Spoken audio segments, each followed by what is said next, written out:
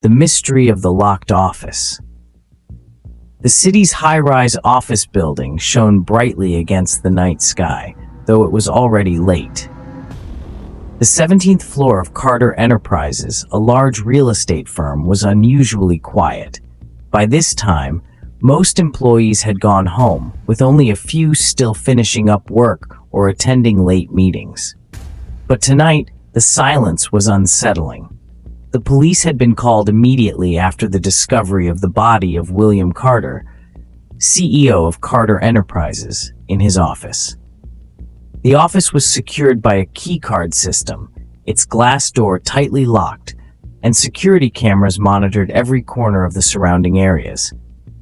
However, when William's personal assistant, Amanda, knocked on his door at 8 p.m. to deliver some documents, she was horrified to find William slumped over his desk, a dagger plunged deep into his back.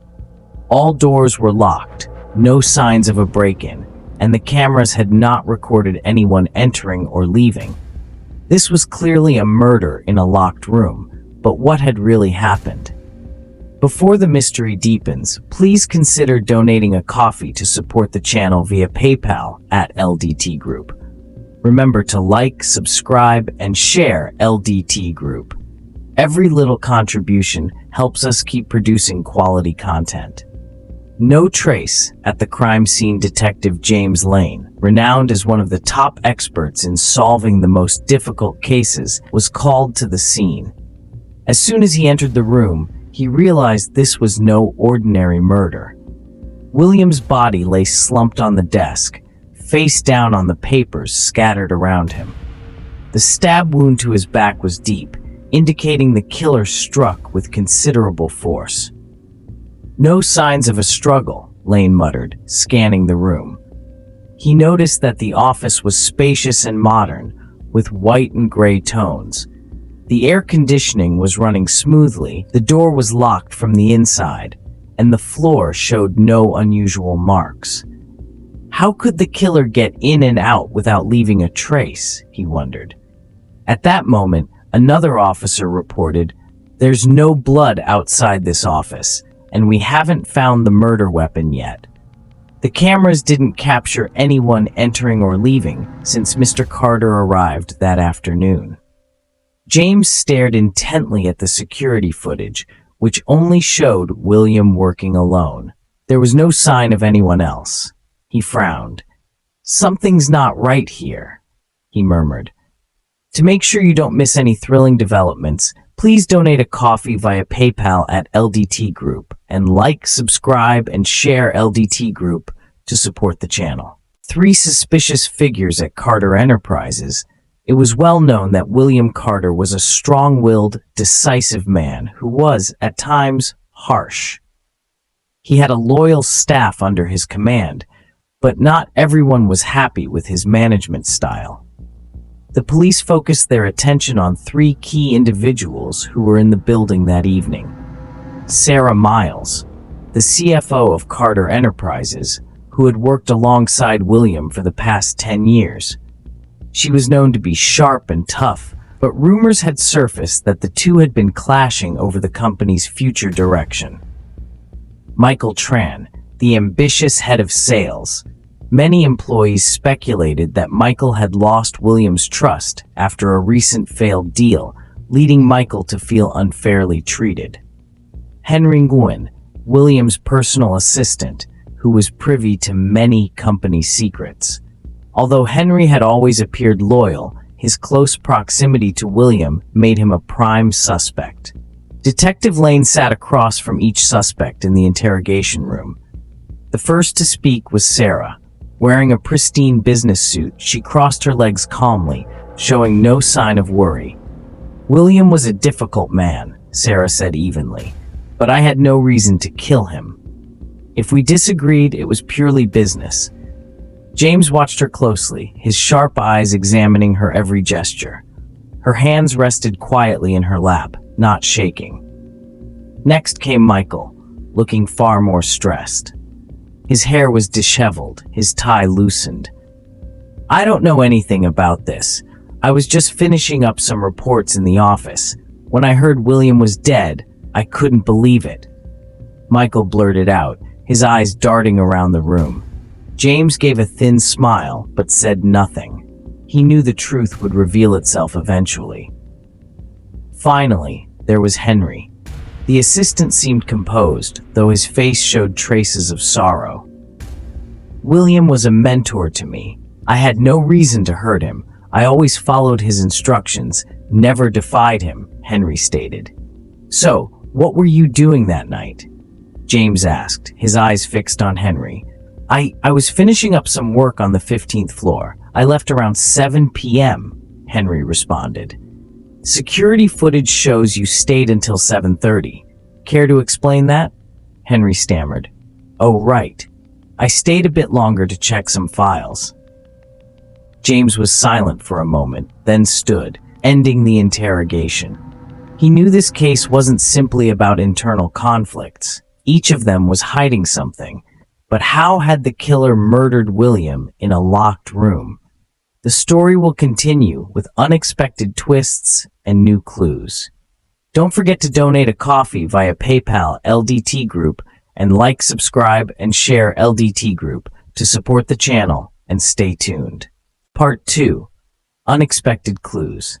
Detective James Lane left the interrogation room with an uneasy feeling. All three suspects had clear motives, but none of them seemed capable of executing such a perfect crime. The biggest question remained: how had the killer entered and exited the locked office without leaving a trace? Meanwhile, the police re-examined the crime scene. They found a small but crucial detail: a USB drive hidden among the papers on William's desk.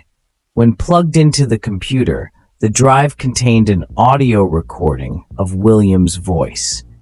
It appeared he had recorded a conversation he didn't want anyone else to hear.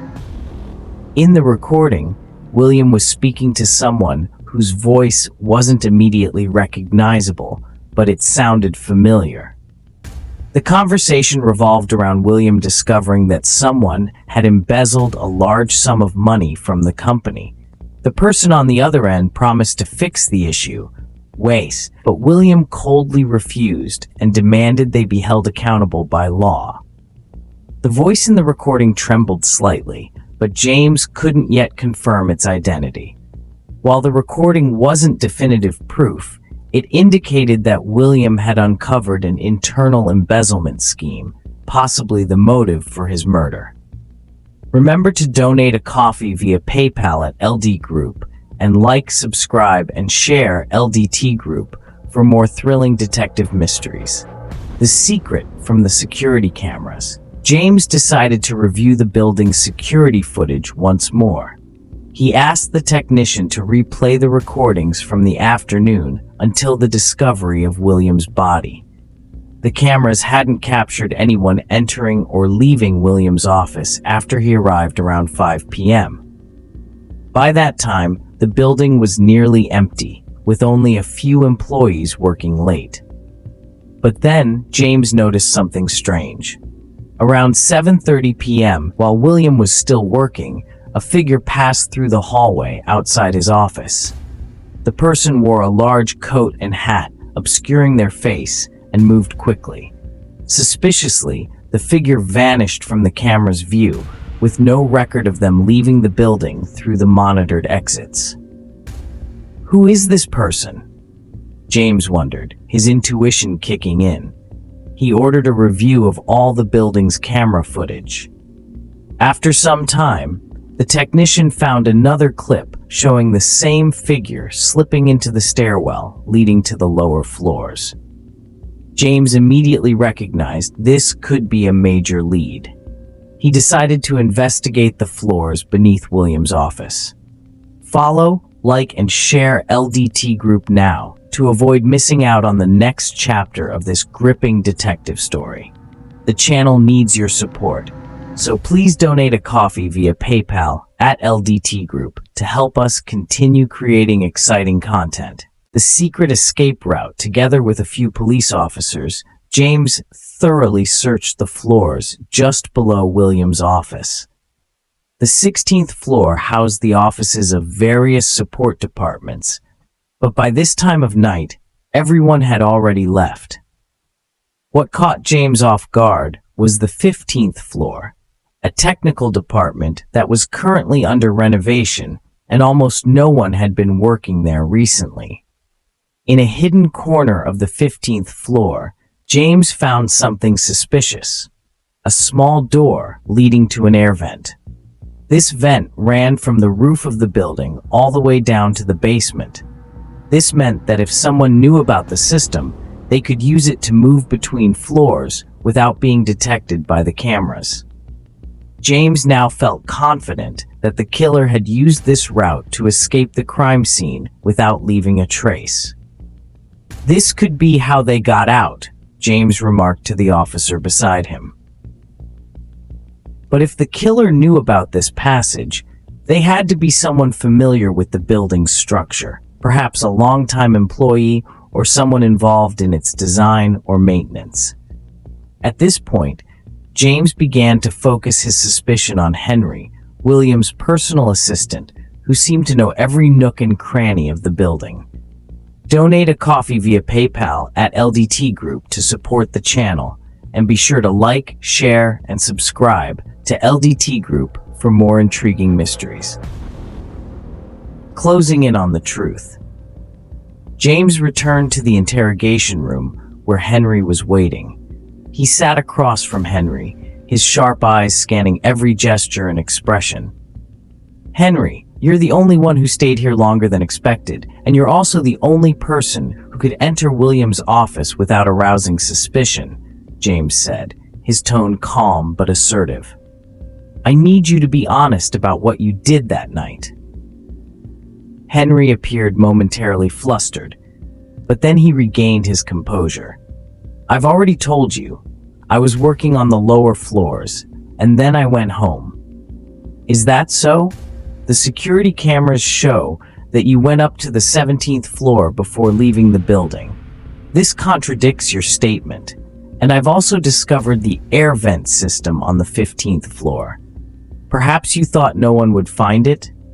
Henry's face turned pale, and his voice trembled as he replied, I didn't know about the vent system. I had no reason to kill him." "But you did have a reason. William discovered the embezzlement in the company, and you were involved. You thought killing him would solve everything, but you didn't know he had recorded everything on that USB." Henry fell silent, lowering his head in defeat. Everything was starting to make sense. Stay tuned for the next gripping chapter. Don't forget to donate a coffee via PayPal, LDT Group, and like, share, and subscribe to LDT Group to help us keep creating more exciting content. The true murderer. James suddenly remembered the recording he had listened to earlier. The voice in the conversation, he had recognized it. It wasn't Henry. It was Sarah Miles, the CFO of the company. But something else bothered him. He recalled Sarah's calm demeanor during the interrogation. She had said she had no reason to kill William, but there was something off in her tone. James returned to confront Sarah. He didn't beat around the bush this time and went straight to the point. "Sarah, I've listened to the recording between you and William. He discovered your embezzlement and threatened to take you to court, didn't he?" Sarah pressed her lips together, trying to stay composed. But James didn't give her a chance to deny it. "You thought you could get away with it, but you left too many clues. You were in William's office that night. When he refused your offer, you decided to silence him." "No, it wasn't me." Sarah stood up, shouting. "William was trying to ruin my life, but I didn't kill him. It was someone else." James frowned. "Someone else? Who?" Sarah bit her lip. "It was Michael, William's son. Michael knew everything. When he found out William planned to cut him out of the inheritance, Michael decided to take action." James was taken aback. Michael, who had always seemed indifferent to the company's affairs, had actually been aware of the financial dispute for a long time. Michael knew that if Sarah's embezzlement was exposed, his family would lose everything. In a fit of rage and desperation, Michael had killed his father. We're nearing the final revelation. Remember to donate a coffee via PayPal at LDT Group, and like, share, and subscribe to LDT Group to stay updated on all the latest mysteries. The final confession. Finally, Michael was arrested. Faced with the undeniable evidence and Sarah's testimony, he confessed to the crime. Michael had snuck into his father's office through the air vent system and stabbed him mercilessly from behind. He then escaped the scene using the same route, confident that no one would find out. "He always controlled my life," Michael sobbed. "I couldn't live in his shadow any longer. I had to do something to break free." Detective James Lane stood quietly, watching as Michael was led away by the police. A case that had seemed unsolvable had finally been cracked. The murderer was the last person anyone would have suspected, the victim's own son. As this intense story comes to an end, don't forget to donate a coffee via PayPal at LDT Group, and like, share, and subscribe to LDT Group. Your support helps us continue bringing you more fascinating stories. Every small contribution matters.